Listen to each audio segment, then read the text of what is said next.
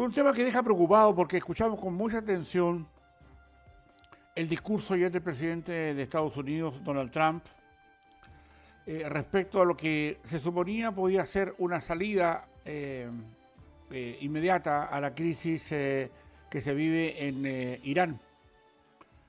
Y, y esto, distinguidos auditores y televidentes, nos obliga a entender que más allá de las palabras del presidente de Estados Unidos que está dirigiendo estas operaciones, la verdad es que también eh, apunta a aumentar los grados de incertidumbre que se viven respecto a esto.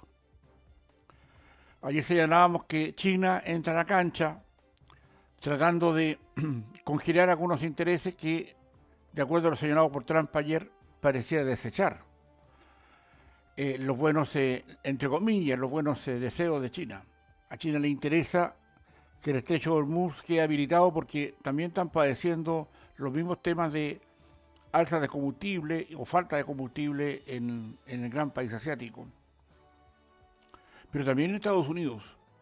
Y a pesar que Trump señala una y otra vez que esto va a ser pasajero, él no sabe si va a ser pasajero porque después de un mes, 32, 33 días que lleva ya ese conflicto, que se suponía que lo iba a tener solucionado una vez que descabezara a su dirigencia, Khomeini y compañía, esto se iba a solucionar o se iba a amainar. El punto está en que acá, distinguidos auditores, hay una situación más profunda y que tiene que ver con la enorme desconfianza que hoy día existe respecto a las, entre comillas, armas atómicas, cierre de comillas, digamos, de Irán. Leía con más atención y probablemente más importante que el discurso de Trump sea lo que ha señalado el canciller ya norteamericano, el canciller Rubio, para efecto de entender por qué es necesario dejar sin aire a Irán. Y cuando digo dejar sin aire es por qué conviene, entre comillas, derrotarlo.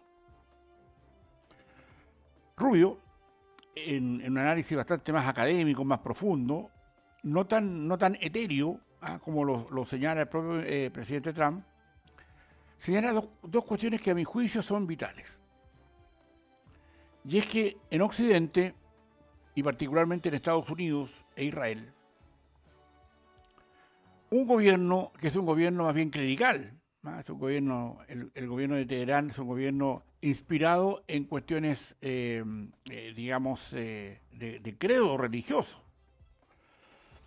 Y su afán constitucional de Irán para derrotar o atacar permanentemente a Estados Unidos e Israel, el tener una bomba atómica para eso lo hace tremendamente, digamos, cuestionable y sobre todo peligroso. Irán, perdón, no ha tenido una mirada, digamos, más comedida respecto de lo que significa lo que ellos llaman sus archienemigos,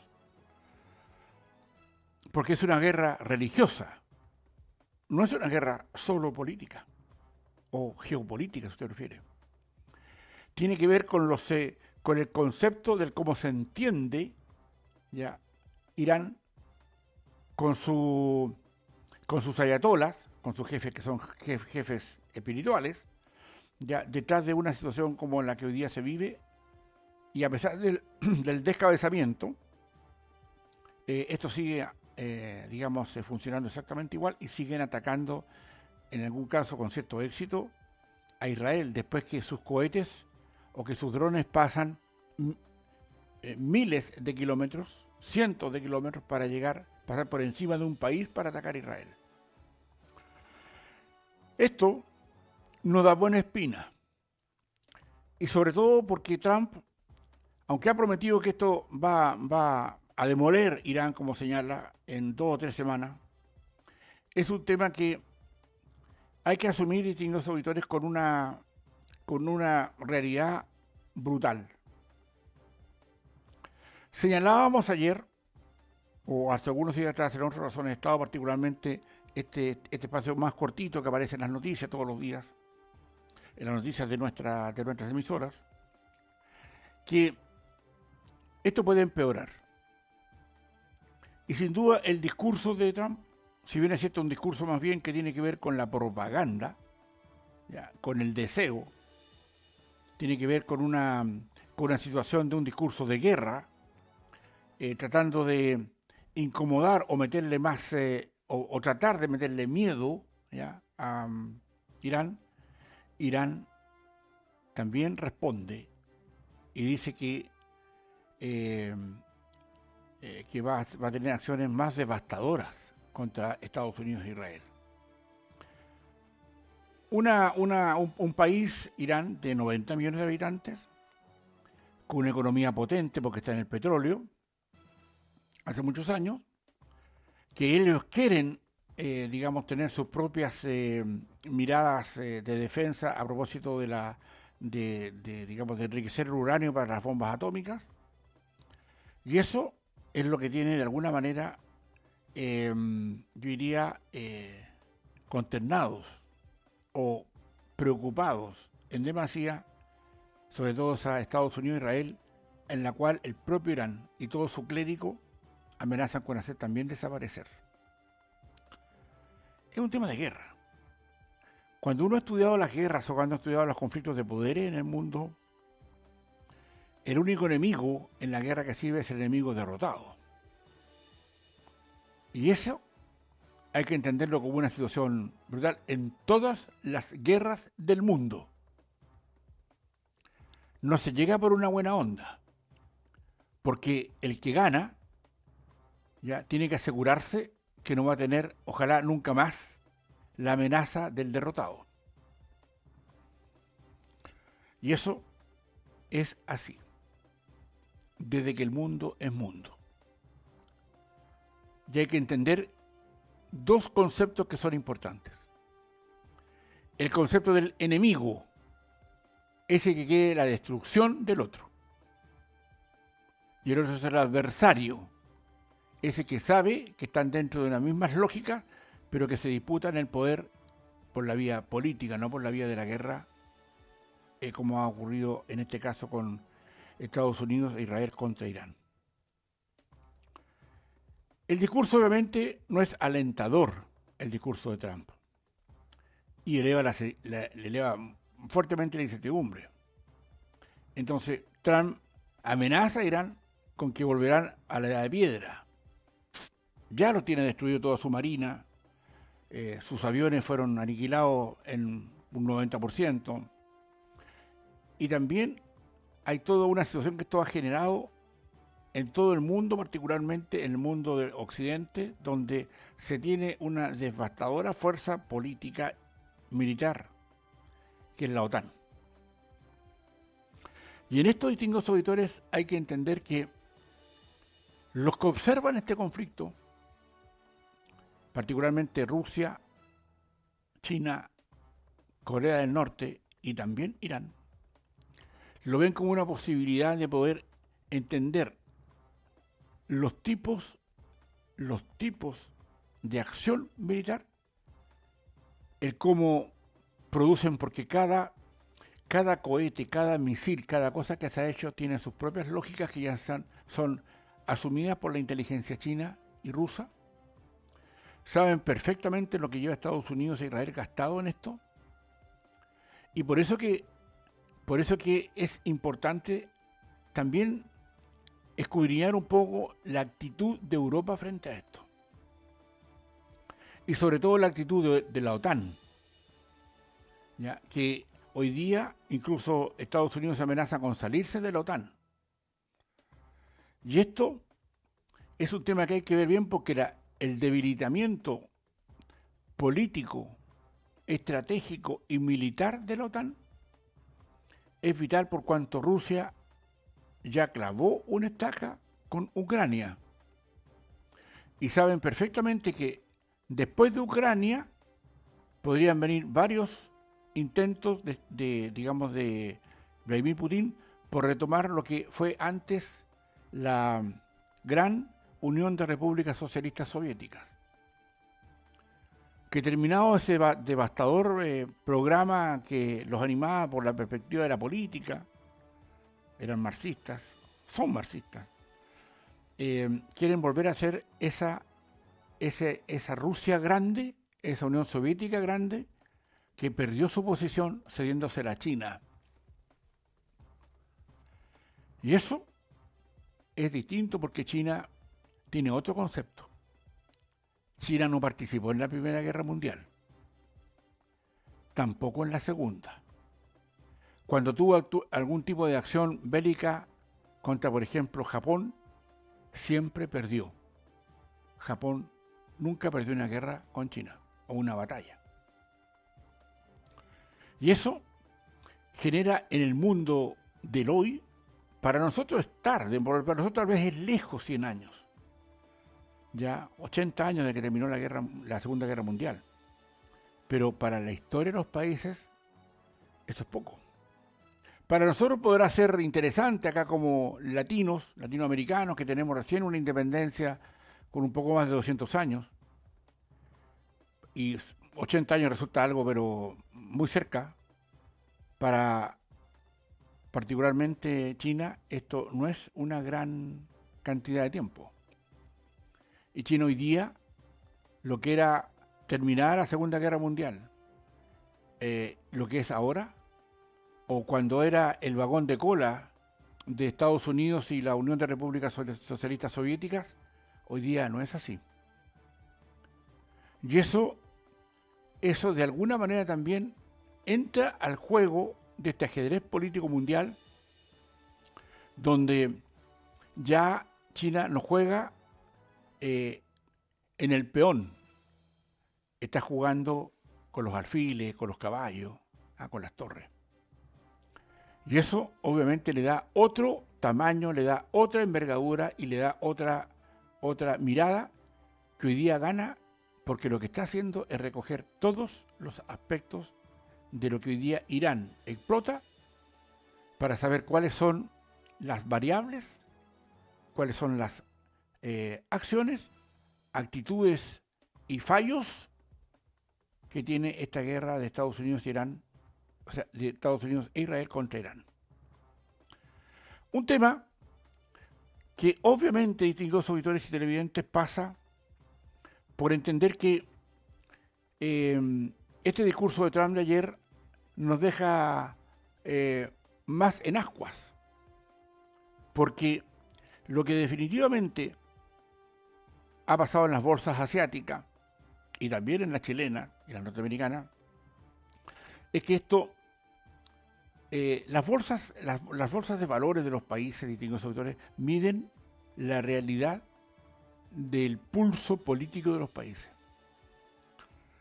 Cuando más, cuando menos, como están bien aspectados, pero esto obviamente genera un movimiento respecto del dólar, respecto al precio del cobre, respecto al precio del oro, respecto de los minerales, etcétera, de lo que se fortalece para poder seguir insistiendo, porque esta guerra le ha salido cara a Estados Unidos y también a Israel.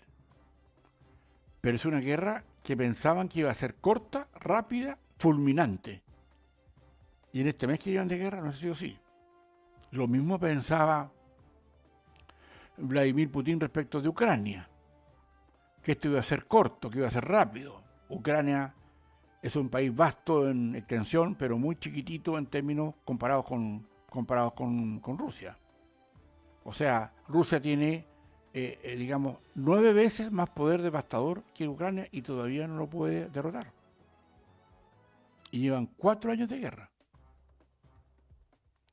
Ahora bien, ¿cuánto de esto, distinguidos auditores y televidentes, debiera ser parte de nuestra concentración en lo que va a venir en las próximas semanas, estas 2-3 semanas que promete Donald Trump de devastar a Irán?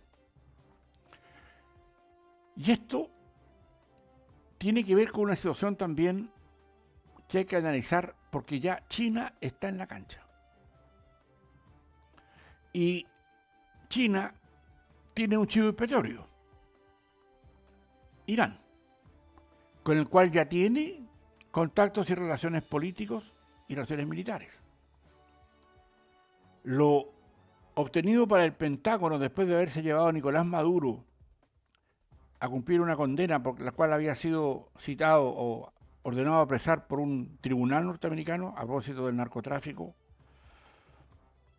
la información que tiene hoy día el Pentágono respecto de las relaciones que tenía China, Rusia e Irán en Venezuela, los antecedentes que hicieron, sobre todo también con la inteligencia cubana, que está todavía, o estaba en ese lugar con todos los poderes, son realmente claros para saber hasta dónde llega esto de que China entra a la cancha solamente en un nivel diplomático porque está empujando acciones justamente para debilitar a Occidente hace mucho tiempo.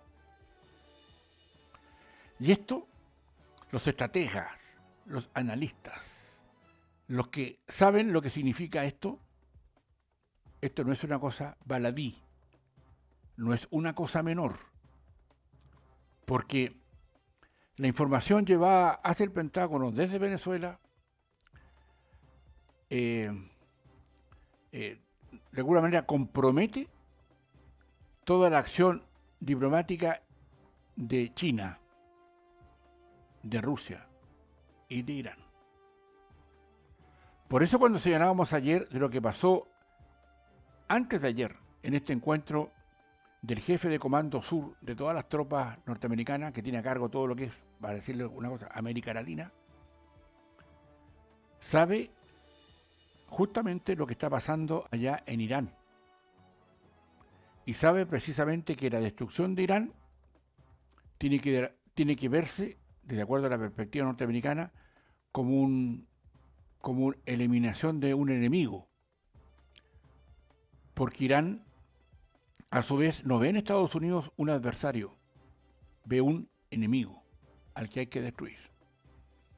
Y ese empuje y ese ímpetu estaba de alguna manera antes relacionado con la Unión Soviética, hoy día con Rusia, que lo ha perdido, ya vimos lo que pasó con Siria, ya está al lado ahí de Irán, que perdió el poder Rusia que tenía ahí, y esto obviamente Irán es parte del juego para saber hasta dónde se puede debilitar y cómo habría que, yo diría, asumir un respaldo a Irán para molestar a Estados Unidos o preocuparlos junto con Israel.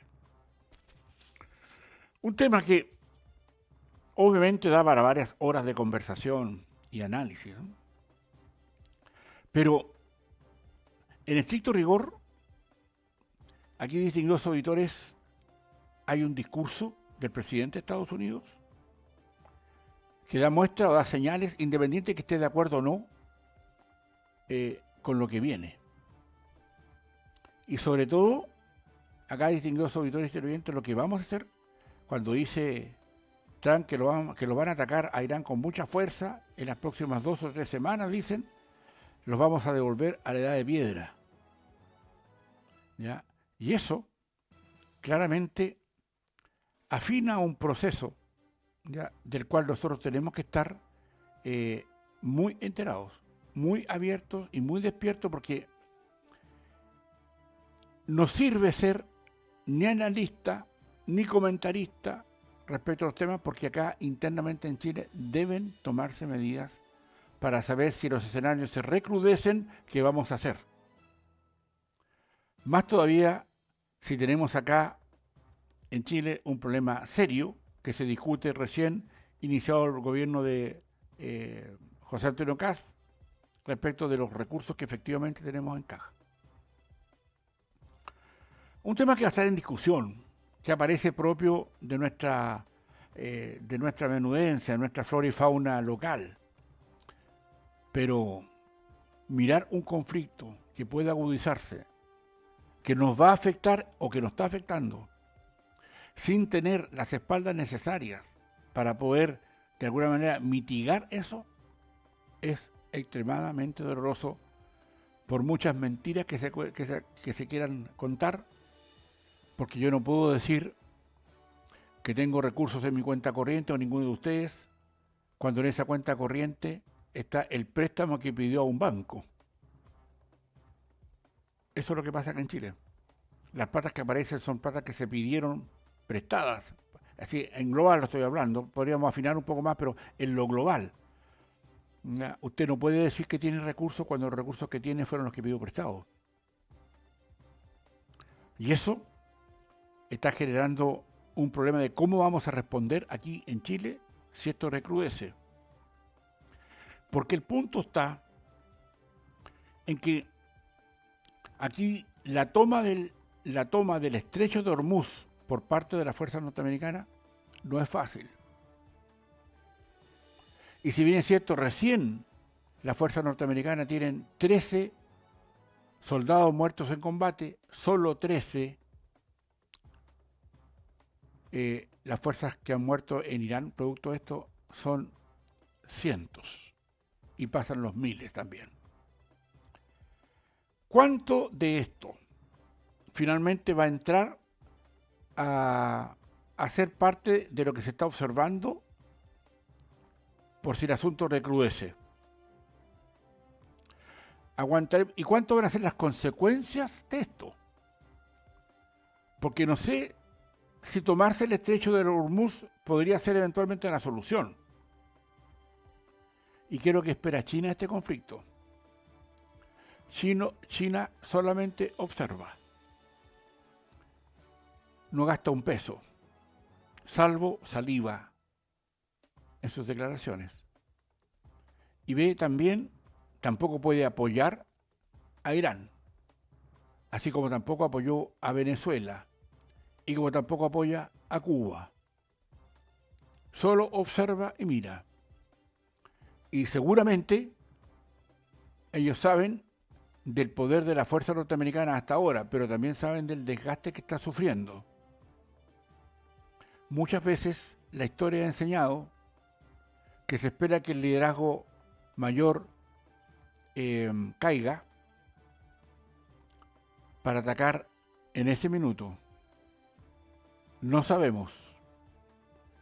Lo que sí puedo decirles yo, distinguidos auditores, que los escenarios para una eventual posibilidad de lo que estoy hablando respecto de alguna entrada en la guerra de China también están ya concebidos. Y eso, de alguna manera, tiende a considerar que el mundo en esta, como lo hemos señalado en otras razones de Estado, en esta Guerra Fría 2.0, avanza a unas circunstancias bastante más difíciles que las hemos observado hasta ahora. Por eso que este discurso ayer de Trump nos deja un poco así como chapaleando, porque en definitiva lo entendemos como una mirada, como dice su canciller Rubio, respecto a que no se puede permitir que el enemigo militar esté al frente, dejarlo vivir para que algún día, no muy lejano, nos ataque nuclearmente. Ese es el punto. Ese es el trasfondo. Por eso que nosotros aquí como menos espectadores, pero que sufrimos las consecuencias, porque ahí tenemos los precios de la benzina y de todo, porque todo lo mueve el combustible, fletes, etcétera. El punto va a pasar por saber si nosotros podemos seguir discutiendo esto. Y por ejemplo, nada más que esto. Nuestros ministerios, particularmente los de Hacienda, los de Economía, etcétera, debieron ya estar muy enterados de lo que está pasando y cuáles van a ser las acciones que debiéramos tomar en el caso que esto recrudezca. Rogando, ojalá en este espíritu de Semana Santa, que por favor no nos caiga ni un terremoto, ni una inundación, ninguna cosa de esa naturaleza, porque obviamente eso sería devastador, porque de alguna manera dejaría más en evidencia la forma en cómo las deudas ya dejadas por el gobierno anterior y las faltas de pago que están pagando hoy día, que tenían que ser pagados en el gobierno anterior, etcétera, etcétera, de alguna manera afectan esa realidad para la cual, a mi juicio, el gobierno no ha sido lo suficientemente claro respecto a que la plata que tenemos en caja no alcanza para nada, los esfuerzos que vamos a tener que hacer respecto a esto y sobre todo preparándonos por si la guerra recrudece, porque queramos o no entender, es mejor que sepamos que no tenemos recursos, pero que también tenemos que entender qué se haría en caso de tener ese escenario acá en nuestro país. Distinguidos auditores y televidentes, de esta manera estamos terminando nuestra conversación, nuestros comentarios, nuestras reflexiones, nuestro análisis del día de hoy.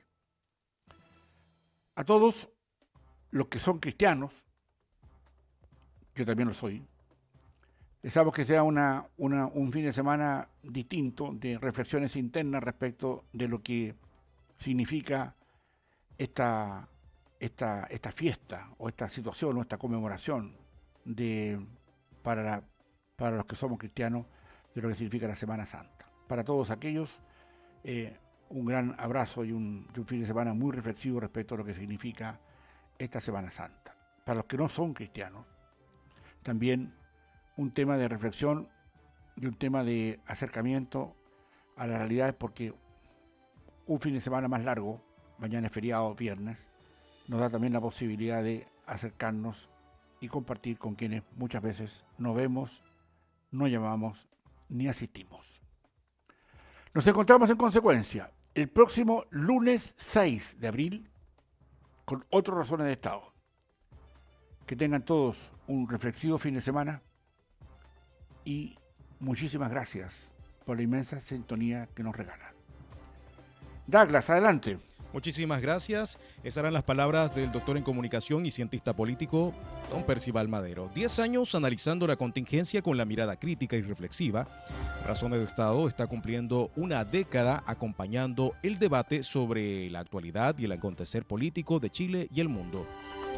Los invitamos para que nos puedan acompañar de lunes a viernes a las 9 de la mañana, a las 13 horas y a las 17 horas en Madero FM y Desierto de Atacama Televisión.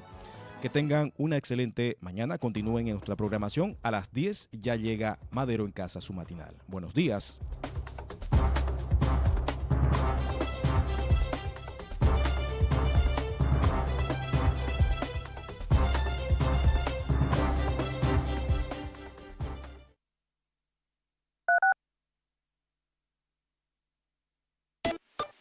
La Fuerza del Norte, en Taltal y Paposo 97.5, Madero FM. Es otoño 26 y esta es la hora exacta. Somos Madero FM.